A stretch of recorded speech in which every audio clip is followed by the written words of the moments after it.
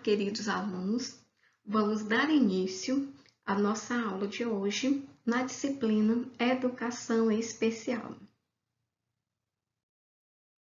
Na aula de hoje, nós iremos abordar o tema que tem como título Fundamentos da Educação Especial, uma abordagem histórica. Primeiramente, trabalhar esse tema, Educação Especial, nos remete a uma reflexão inicial. Primeiramente, do que é educação e por qual a relação existente entre educação e ser especial. No decorrer da aula, no decorrer da explicação, eu proponho a vocês a pensar de maneira reflexiva sobre esse tema. Por isso que eu trouxe aqui algumas questões para que a gente possa pensar sobre o tema. O tema a qual que eu estou me referindo é educação especial. Nós não estamos preparados? Quando estaremos? E o que fazemos enquanto nos preparamos? E o que fazer com a diferença? Trabalhar a educação especial remete a pensar uma educação inclusiva. Se eu pensar em educação inclusiva, automaticamente eu vou trabalhar com a diferença, as indiferenças também. Então, trago essa reflexão e que vocês possam, no decorrer da disciplina, no decorrer da aula, traçar, respostas para que vocês consigam compreender melhor a disciplina. Nesse sentido, eu trago uma nota introdutória sobre a aula que diz o seguinte: acompanhe comigo a leitura. É preciso pensá-la sem fazer comparação com algo. Não se trata de estabelecer um padrão comum. Não se trata de classificar e hierarquizar. O desafio é pensar a diferença como parte ativa da identidade das pessoas que por ela ou através dela não se tornam nem melhores e nem piores, nem superiores e nem inferiores. Elas se tornam apenas o que são e nós convivemos com ela como nós somos e como elas são. Então, eu inicio a aula com essa reflexão sobre o tema. Além disso, ao planejar essa aula para vocês, ao pensar essa abordagem mais contextualizada de maneira histórica sobre a educação especial, e aí eu posso inicialmente deixar claro para vocês que eu trago aqui uma abordagem mais geral, não específica da nossa realidade, mas de maneira mundial. E antes de adentrar a teoria, antes de adentrar aos pontos que marcaram a educação inclusiva ao longo dos anos, eu gostaria de trazer um texto, eu vou ler, e que vocês repensem, a gente vai só ler e vocês vão fazer uma reflexão ao momento que estiver analisando essa aula. É uma história, uma historinha bem interessante da autora Regina Célia Mello, que tem como título Uma Joaninha Diferente. Eu achei tão interessante trazer essa temática porque ela traz uma reflexão muito grande sobre o tema, que diz o seguinte: era uma vez uma Joaninha que nasceu sem bolinhas. Por isso ela era diferente. As outras joaninhas não davam bola para ela. Cada qual com suas bolinhas viviam dizendo que ela não era uma joaninha. A joaninha ficava triste, pensando nas bolinhas e no que poderia fazer. Comprar uma capa de bolinhas? Ou quem sabe, ir embora para longe, muito longe dali? Ela pensava e pensava, sabia que não seriam as bolinhas que iriam dizer se ela era uma joaninha verdadeira ou não, mas as outras joaninhas. Então ela resolveu não dar mais importância ao que as outras joaninhas pensavam e continuou sua vida de Joaninha sem bolinhas. Até que um dia, as joaninhas reunidas resolveram expulsar do jardim aquela que para elas não era uma joaninha. Sabendo que era uma autêntica joaninha, mesmo sem bolinhas, teve uma ideia. Contou tudo para o besouro preto.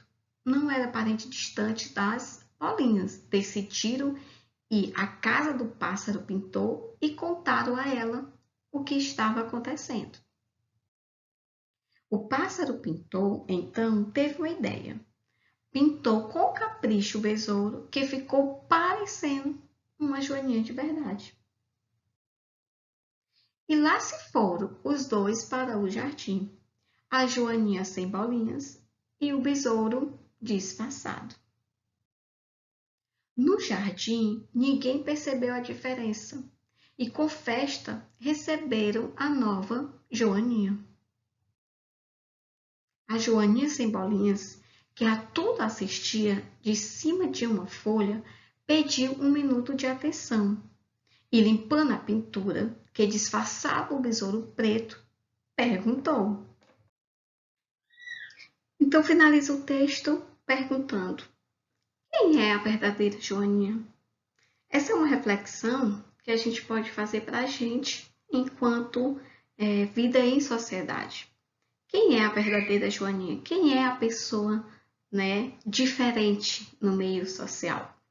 Porque a diferença também ela é muito relativa, ela é de pessoa para pessoa. Então, se a gente fizer uma reflexão da joaninha, a gente pode colocar ela no nosso meio social. Fica aí uma reflexão.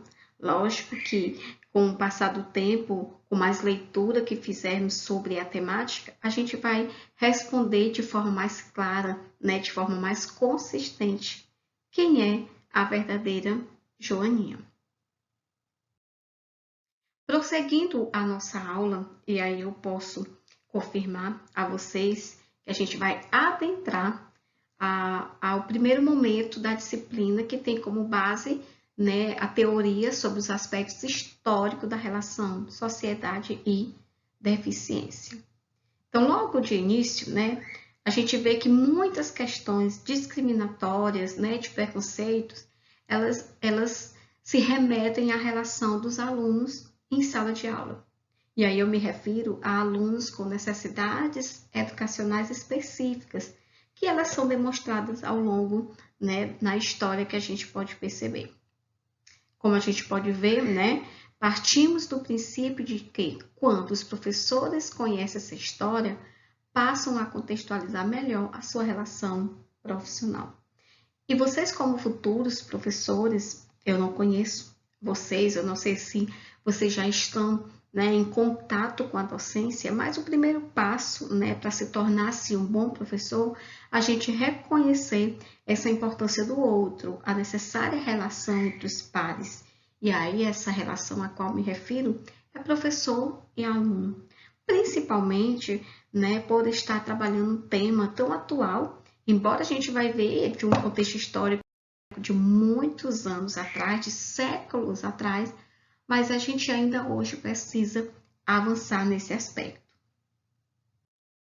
Conforme Almeida, a história da educação especial ela remonta à Idade Antiga. Olha quanto tempo, olha de que século nós estamos falando. Mas quem eram as pessoas com alguma deficiência? Como é que elas viviam na sociedade?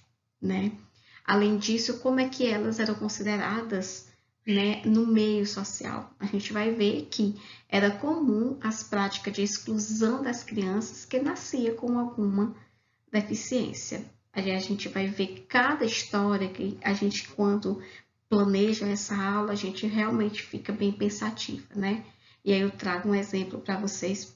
Em Esparta, antiga Grécia, algumas crianças deficientes eram abandonadas em montanhas bem altas e desertas, a própria sorte, e geralmente morriam de fome ou eram devorados por animais.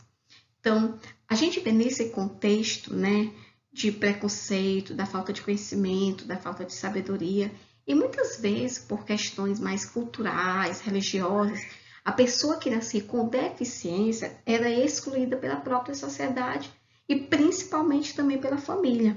Essa família a qual eu me refiro, pai e mãe, né? Então, muitas vezes era tida como algo ruim que chegou na família, é uma maldição. Então, é algo que, de maneira natural, não poderia acontecer. Então, era vista como algo malefício. Então, eles descartavam de forma mais brutal. Ainda nessa mesma perspectiva, em Roma antiga, as crianças consideradas com alguma deficiência eram atiradas nos rios mais fundos ou de penhascos bem altos. Os egípcios matavam os seus deficientes com marretadas na cabeça e os enterravam em urna nos sarcófagos, acreditando que assim a alma se purificaria e voltaria perfeita em beleza e inteligência. A gente observa aí dois aspectos que predominavam por muito tempo, né? E aí, que é exatamente essa utilidade social enquanto beleza e inteligência. Já nos países europeus, na Idade Média, a gente já está falando na Idade Média, os deficientes eram associados aos demônios e atos de feitiçaria. E aí, o que a gente pode fazer uma relação com a própria igreja, né? Lógico que eu não estou afirmando que seja uma igreja católica ou protestante, até porque pela própria época, a Idade Média, não tem como, por exemplo, eu definir de maneira clara. Lógico, a religião, a cultura, ela influenciou sim. Por esse motivo, eles eram perseguidos e mortos. Aí a gente está falando, né, se referindo a pessoas com necessidades específicas, ou seja, que nasciam com alguma deficiência. Continuando a nossa aula, eu logo coloco em destaque nessa citação de Ferreira a palavra normal, que é o que por várias vezes a gente até fala, mas é uma criança normal. Ela estuda numa escola normal. São termos que eles foram gerados, eles foram criados em alguns anos atrás, mas que hoje, numa maneira mais atualizada, a gente tem que rever certos padrões. Como, por exemplo, pessoas com necessidades especiais. Hoje, o termo correto são necessidades específicas. Então, segundo Ferreira, a história do atendimento à pessoa com necessidades específicas no mundo ocidental começa em meados do século XVI, quando a questão da diferença ou a fuga do padrão, que era considerado normal, vai passar da órbita da influência da igreja para se tornar objeto da medicina. Então, a gente já vê aí uma diferença, né, nessa relação de algo mais natural, de algo mais relacionado à religião, à igreja, com o objeto de estudo da medicina. Começa-se a pensar, né, nas pessoas que nasciam com alguma deficiência. Vale lembrar, nesse sentido, de acordo com Casa Grande, a gente pode destacar ainda nesse mesmo século, né, a iniciativa de alguns profissionais. Que foram esses profissionais que tiveram interesse de estudar, de compreender a pessoa com deficiências? Foram médicos, professores e pedagogos. Eles preocupados. E por que surgiu esse interesse? Exatamente pelo descaso em relação à atenção às pessoas deficientes, que era o quê? Assistencial, atendida somente em asilos e manicômios. Nesse paradigma, aí a gente se refere ao paradigma da institucionalização, que ele passa a ser gerenciado por uma instituição, lógico que a gente não está falando aqui de escola, né? Mas a gente está falando de um ambiente que se colocava à disposição de pessoas com alguma deficiência para ser estudada, né? Para ser analisada. Então, esse paradigma, ele teve como foco a separação, né, que a gente vai ver logo no início, e também eu vou trabalhar no decorrer da disciplina, essa diferença, né, desde a segregação, o que a gente fala hoje de inclusão. Então, essa separação de toda parte doente da sociedade, que são, né, essas pessoas são os loucos, os marginais, os deficientes, e aí eu coloco até entre aspas a palavra doente, que é exatamente para fazer essa reflexão para vocês, né? Então, eles eram tratados em instituições como asilos, hospitais, sobre orientação, né, dos ditames da medicina. No século XVII, aí a gente já passa um pouquinho, né, até meados do século XIX, aí vai se iniciar o processo de institucionalização, que é onde as pessoas eram segregadas e protegidas. Então, o que eu posso afirmar para vocês é que logo nesse início a gente vai falar de segregação. O que a gente está se referindo à inclusão, numa visão mais atual, a gente vai ver que inicialmente as instituições elas trabalhavam numa perspectiva segregadora. Já no século XX surgem as escolas, aí a gente já está falando de uma outra instituição, que são classes especiais dentro das escolas públicas que visavam oferecer ao deficiente uma educação diferenciada. Observe que eu trago para vocês os termos, né, que foram encontrados na literatura, exatamente porque foram termos utilizados na época. Trabalhar com alunos especiais remetia a uma educação diferenciada. Lembra que eu falei para vocês que no início existia uma segregação. Então, por esse motivo, não se tinha como, por exemplo, trabalhar de maneira unilateral ou numa perspectiva mais uniformizada. Então, a visão era se trabalhar uma educação diferente para aqueles que tinham alguma necessidade específica. O modelo clínico-terapêutico, que aí a gente vai ver que é essa junção entre a própria relação entre saúde e educação, ela foi vigente nas práticas escolares. Foi preciso, foi necessário, né, uma equipe de profissionais, não somente o professor em sala de aula, mas também a gente já vai perceber, né, a influência também da medicina, né, e a subordinação, né, que a gente pode até afirmar, da pedagogia enquanto aos ditames da ciência médica. A explicação disso é buscada por indivíduo por meio de investigações. O que é a medicina? Então, ela começou a investigar, ela começou a buscar respostas exatamente por fatores genéticos, hereditários, relativos às circunstâncias também pessoais ou familiares. Sendo assim, nesse primeiro momento, nessa primeira aula, a gente vai fazer uma reflexão sobre a importância do contexto histórico para se chegar a uma concepção do que é a educação especial no contexto atual, de ser professor diante dessa necessária relação de trabalhar o todo a qual me refiro com qualidade. Então, a tarefa da educação especial ela é desenvolver uma pedagogia terapêutica com base em instrumentos e técnicas para descrever a deficiência e suas causas. Por fim, destacamos a organização da sociedade civil e das políticas, como o multiculturalismo, assentado em contribuições teóricas, por exemplo, das ciências humanas, que ampliou a apreensão da deficiência numa visão, isso é muito importante que vocês conheçam, numa visão socioantropológica, porque aí eu já vou envolver o homem no meio social, como também para os movimentos de integração e principalmente de inclusão. Essa é a referência utilizada, a qual vocês terão acesso para uma melhor socialização do tema. Obrigada!